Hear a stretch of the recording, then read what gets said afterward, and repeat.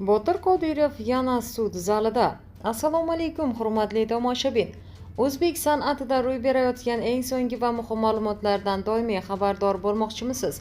Hoziroq UshTab5 kanaliga obuna bo'ling va bizni kuzatishda davom eting.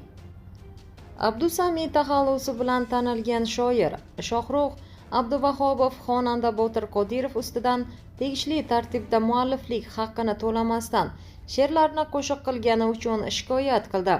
Bu haqda Adliya vazirligi xabar berdi.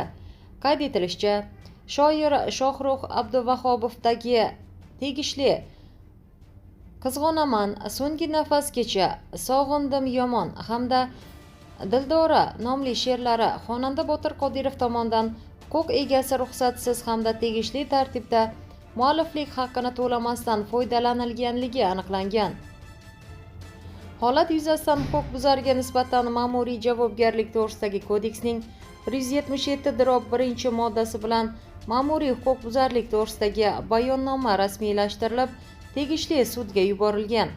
Toshkent shahar jinoyat ishlari bo'yicha Chilonzor tuman sudining qaroriga ko'ra, huquqbuzarga nisbatan ma'muriy javobgarlik to'g'risidagi kodeksning 177-1 moddasi 2-qismi bilan jarima jazosi tayinlangan. Eslatib o'tamiz, avvalroq shoir Shamsiddin To'rayev xonanda Botir Qodirov ustidan tegishli tartibda mualliflik huquqini to'lamasdan she'rlarni qo'shiq qilganligi uchun Adliya vazirligiga shikoyat qilgandi.